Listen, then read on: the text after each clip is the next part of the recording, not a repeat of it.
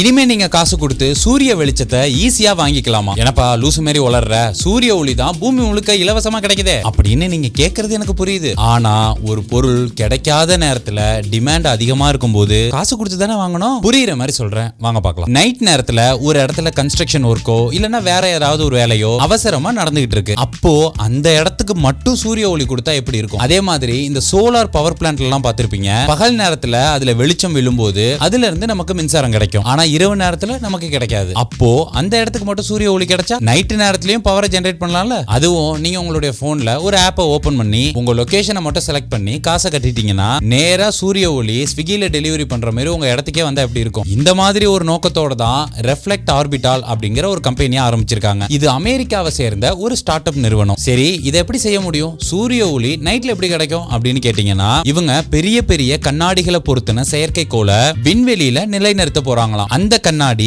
இரவு நேரத்துல கூட சூரிய ஒளிய பூமி மேல இவங்க முடிவு பண்ற இடத்துல பிரதிபலிக்குமா. இவங்க இதை எப்படி செய்ய போறாங்க அப்படின்னு ஒரு டெமோ வீடியோ வெளியிட்டு இருக்காங்க. அதை பாருங்க. ஒருத்தர் அவருடைய போன்ல ஆப்பை ஓபன் பண்ணி அவருடைய லொகேஷனை கொடுக்கிறாரு. உடனே அந்த இடத்துக்கு மட்டும் இவங்க அந்த சூரிய வெளிச்சத்தை டைரக்ட் பண்றாங்க. பாருங்க, இது வெறும் டெமோ வீடியோ தான். இதுக்கான பணிகள்லாம் அவங்க இன்னும் எதுவுமே முடிக்கல. இன்னும் இது கோட்பாட்டு அளவுல தான் இருக்கு. எனது கோட்பாட்டு அளவுல தான் இருக்கா? அப்ப இது சாத்தியமா இல்லையானே தெரியாதா அப்படின்னு கேட்டீங்கன்னா, 1990களிலேயே ரஷ்யா இதே மாதிரி ஒரு திட்டத்தை சோதனை செஞ்சு பார்த்தாங்க. அந்த திட்டத்தோட பேரு சினாமியா. ஒரு விண்கலத்துல 20 மீட்டர் விட்டம் உள்ள ஒரு பெரிய கண்ணாடியை விரிச்சு அதை வச்சு ஐரோப்பாவோட சில பகுதிகளில் சூரிய ஒளியை பிரதிபலிக்க முயற்சி பண்ணாங்க. அது ஓரளவுக்கு வெற்றியும் அடைஞ்சது. ஆனா அந்த பிரதிபலிக்கப்பட்ட ஒளி ரொம்பவே பலவீனமா இருந்துச்சாம். அதோட அடுத்த கட்ட சோதனைகளும் தோல்வியில முடிஞ்சதுனால அந்த திட்டத்தையே கைவிட்டாங்களாம். சைனா கூட இதே மாதிரி ஒரு திட்டத்தை கொண்டு வரதுக்கு முயற்சி பண்ணிருக்காங்க. அதை வச்சு ஸ்ட்ரீட் லைட்டுகளே இல்லாம, அதாவது தெரு விளக்குகளே இல்லாம நைட்ல லைட்டை கொண்டு வரதுதான் அவங்களுடைய நோக்கமா. ஆனா அந்த திட்டத்தை கொண்டு வந்தா ஒளி மாசுபாடு அதிகரிக்கும், சுற்றுச்சூழல் கெட்டு போகும் அப்படிங்கிற காரணத்துக்காக அதையும் கைவிட்டாங்களாம். அதோட செலவும் அதிகங்கிறது இன்னொரு காரணம். நீங்க இந்த திட்டத்தை பத்தி என்ன நினைக்கிறீங்க?